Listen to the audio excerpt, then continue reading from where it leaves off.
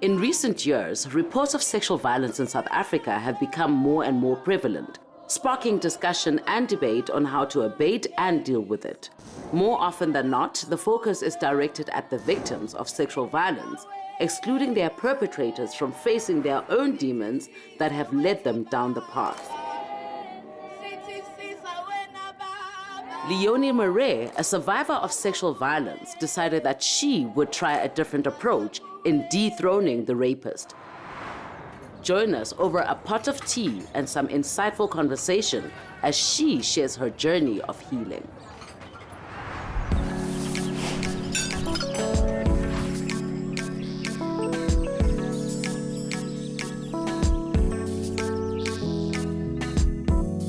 One of the reasons I invited you for High Tea is because I saw your video. Okay. A video that you posted on YouTube. Mm-hmm. And I found the perspective that you had within the video quite interesting. And every day from that day, I started praying for each and every one of these men. And I remember my prayer was, Lord, I forgive them, I release them, and I bless them. So I'm gonna let you obviously tell us what that video was about. Yeah. And what led to you actually doing that video on YouTube on that day. So I am a survivor of gender-based violence. I've been sexually assaulted between the age of 13 and 21, 6 times by 6 different men. Oh my goodness. Yes. So my journey between 13 and 21 was constant sexual assault.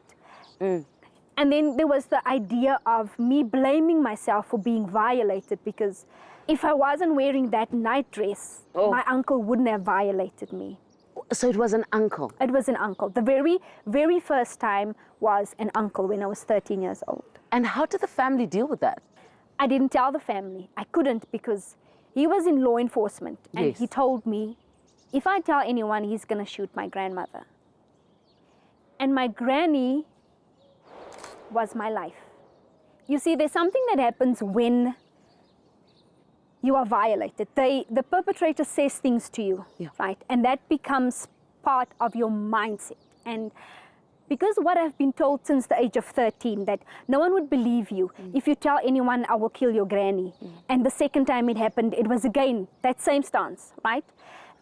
So that became part of my way of life, of my thinking, that whenever I go forward and report this or tell anyone, I'm not going to be believed, I'm going to be mocked. I mean, when you say that you were assaulted 6 times, between the ages of 13 and 20. And 21. 21. I mean, that is not an uncommon story in South Africa. I mean, I was first assaulted sexually when I was 3 years old. So there seems to be a reoccurring trend in South Africa where sexual assault is concerned. True. So what did you do differently? So the last time I was sexually assaulted was, I think it was the most damaging for me. I was 21 years old and I was in a relationship with a guy. We were engaged, and literally a month before the wedding, he raped me. I remember saying no 6 times, but he violated me. A few months later, he started harassing me telephonically, saying things like, I'm outside, I'm watching your house, you know, that kind of thing. And one day while at work, he called and he said to me, you need to go test yourself for AIDS, because I lay with anything that wears a skirt.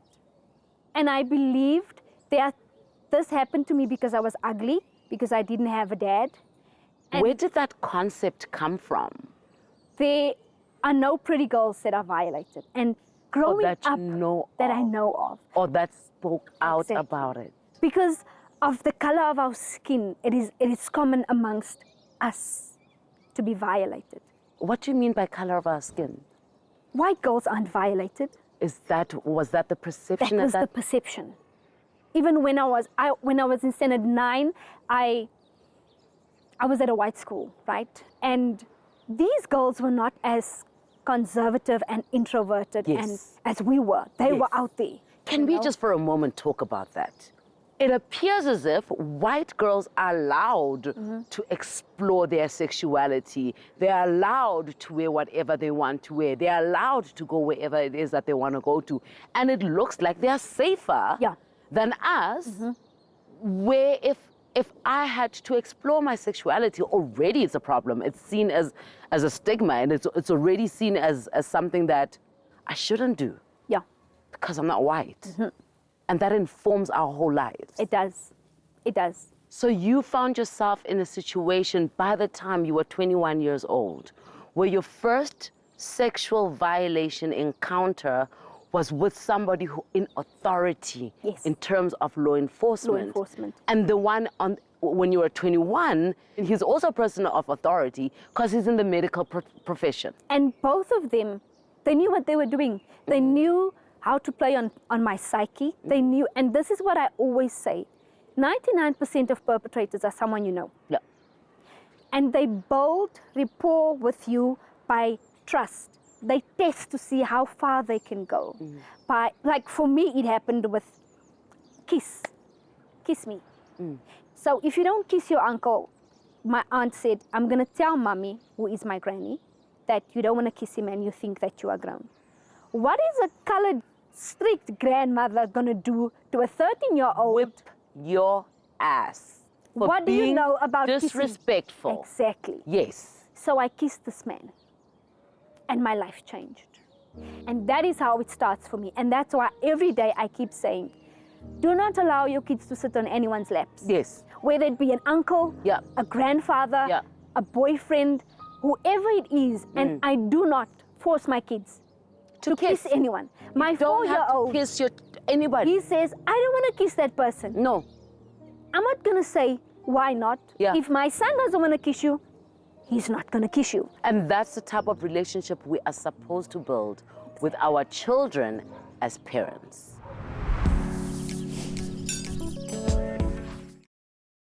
What were you doing to numb yourself? Because in my case, I used drugs and alcohol to numb myself of violation. The walls I built around me to protect myself was rebellion. Yeah.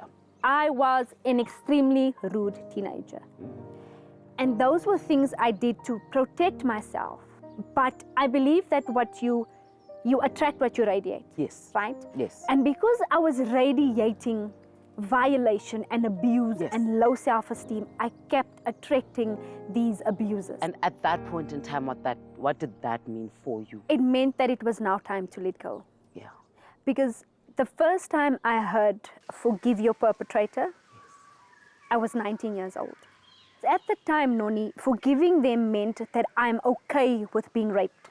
And that is how we mostly view it. Exactly. We think that by forgiving your perpetrator, you're saying, go right ahead and carry on violating people. Exactly. But at the age of 21, I knew that it was now time to forgive. But what was forgiveness? Yeah. And what did it mean to forgive? I didn't know. And what led you to understanding what forgiveness is? I knew that it was time to empower myself. Yes. Because one, I wasn't going to go to a psychologist. Why not? Why did you choose not to go to a psychologist? Because again, the stigma of us as non-white people going to see a psychologist, mental health, it was not something that we tapped on. Yeah. It was unseen and unheard of. Yeah. So I then started reading books on forgiveness to find out what it was and how to get there. And the very first book I remember reading was Joyce Meyer's Beauty for Ashes. And it was in that book that I learned that forgiving them meant freeing myself. Because I don't have to carry this person with me anymore into perpetuality. The first thing I had to do was understand that being violated had nothing to do with me. At all. It had nothing to do with me, with what I wore, where I was, being ugly, not having a dad. I had to develop love for myself. My low self-esteem had to be shed. So I had to sit in front of a mirror and tell myself You are beautiful. You are smart. There was nothing you could have done more or less of that would have stopped your uncle from violating you. Or differently. Because if it didn't happen then, it would have happened another day. Because he is that person. He is that person. Have you spoken to him? So that was, I would say, the last step of my healing. I reached out to them, those that were around, because some of the men were strangers. And I reached out to them, Noni, to let them know that I forgive them. You're bigger than me. All of them were flabbergasted. Yes. Like, who are you? Yes. Like, to come and confront me. Because I am the perpetrator. Exactly. And what do you know? You were a child. Yes. But the one conversation, his words to me was, why do you forgive me? How can you forgive me for what I've done to you? I said to him, raping me was about you. Yes. Yes. Forgiving you is not just about me. It's about the women whose lives I have to impact. The woman whom I have to stand in front one day and say, I've been where you are. And you can get over it. You can get over it. Calling them out face to face was my way of finding my healing and dealing with it. And taking your power back. That was it. Yeah. And that takes me to the title of my book. Yep. Dethrone the Rapist. Ooh. As soon as I heard dethrone the rapist, I just felt like it is empowering. You are literally saying to your rapist, I had taken you and put you on a pedestal. But now I am taking you off that pedestal and I am putting myself on me. Myself. It moved me. The title alone moved me. How did you come about writing it? I started writing the book when I was 19. Yeah. But I couldn't start speaking about it because I was bleeding. Yes. And like I say, that I cannot bring healing to a world while I'm still bleeding from that same wound. You will bleed on all of us. Everyone. And we would have done nothing to you. Exactly. So the only way I could heal the next woman was to make sure that I get healed. Yeah. And that was the reason why. There were many nights when I thought, I want to die. Yeah. It is weight that you have to overcome. Oh, Leyonie, it is heavy. It is. And it was in a conversation with this one rapist that I found that he too was violated as a child. As soon as I found out that your focus, your main focus is talking to the perpetrator. Yes. As opposed to the victim. The victim. That's when I was like, I need to get you on the phone and I need you to come and have a conversation with me, because I have been trying to say, we are focusing on the problem and we are not we're focusing on the symptom. Yeah. And none of us are really going to the root. To the root. And the root is for us to go to the perpetrators, because the perpetrators were also victims. Yes. They are playing out what happened to them. Most of them could be because they were verbally abused by a father. Abuse. Or neglected by a father. Or an uncle maybe.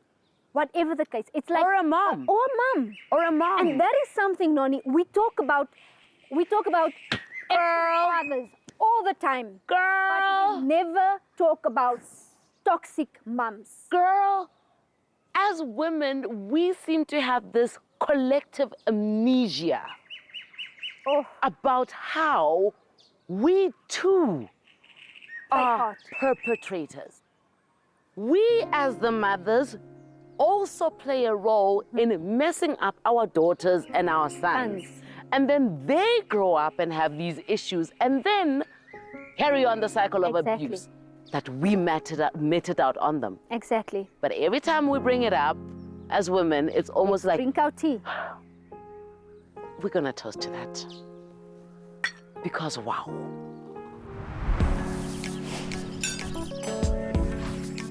So how has your journey been in dealing with perpetrators? I find that some of them still think that they have the power. they still think that they are on the throne. And that is why Dethrone the Rapist is not just for victims. Dethrone the Rapist is for the father of the abused daughter. It's for the uncle of the abused nephew. It's for the mother, the grandmother of the abused child. But something that we also don't tap into, it's for the husband of the abused wife. That is a big point. Because a lot of men do not know how to love women that comes from abuse, and they end up abusing them even more. And that is why it was so important for me, for my husband to write a bonus chapter. Oh. Yes. Oh. Yes. So he speaks to the men on how to love your surviving wife. And this brings me back to intimacy in marriage. Ooh. Intimacy in general. Because intimacy with self. Yes. Not just with another person. Yes. Because this body has been violated. Exactly. And you are living in it. And you are hating it. And despising it. So how am I going to give something that I hate to someone that I love? And that meant I had to love this body first. Because only then I could lovingly give my body to my husband in a loving manner. So you got to a point where you went through your own therapy and you sorted yourself out spiritually, emotionally, and physically. And you got to a point where now you wanted to give back. Yes. Yeah. I've started an NPO called Sisterhood, where I work with abused women, men, and children. And I emphasize men because society is blinded by the idea that men are not being violated and abused. Yeah. There are men that are being abused by their wives. Yeah. Verbally, emotionally, financially, mentally. Yep. And that is something that we need to talk about openly. As women. Yep. As women, we need to be open. We need to own it. We need to. As women, we need to own the fact that we also break our men. If we keep shying away from it, our sons that we are trying to raise, right, as our mommy's boys and nursing them, we're going to give them over to another woman that has to deal with that shit. With that. Other women are going to have to deal with that shit. Because we created that problem. Exactly. You've gone through this whole process of healing. And you've decided to become this vessel that is being used for change. Sometimes the process of healing is more painful than the process that got you hurt in the first place. True. But you have to be strong and brave. And you need to put on your big girl panties. And you need to go and rip off those Band-Aids. Oh. And you need to go and lace that wound because you need to remove all that pus and air that wound. And that is painful. That is painful. Healing is not sitting down and meditating and praying and looking glorious. It takes work. It is messy. It takes work. And it's ugly. It is ugly. But you must want it. That's the trick. You must want to be healed. The healing must be more important than the pain. Yeah, true. And you've gone through that. Yeah. And thus you've come out on the other side, going back to the perpetrator. Yeah. And Because- saying, let us heal you. Because they are sick. Yeah. They are sick. Hurt people hurt people. I believe that. I think we've just finished talking because you just literally hurt people hurt people. Where do I find you? You can find me on www.Leyonie Marais, Leyonie, Marais, MARAIS, .co.za. Yeah. That's the website. I'm also on Facebook, Leyonie Marais, Dethrone the Rapist, Yeah.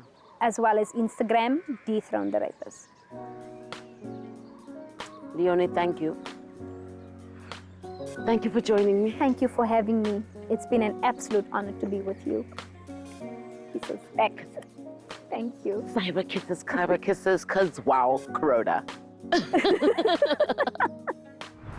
Thank you so much for joining us today on High Tea with Noni. And if you're out there and you are a perpetrator and you've gotten to a point in your life where you know you would like to change your ways and change your life, reach out.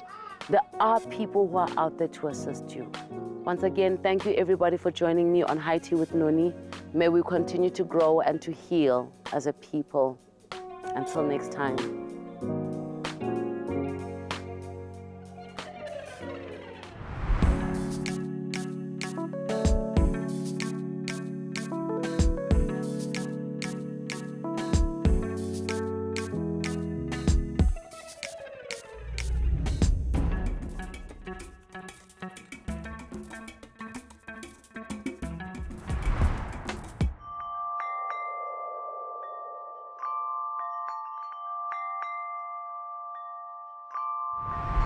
High Tea with Noni, in association with Kericho Gold Tea, supplied by Love Tea Time.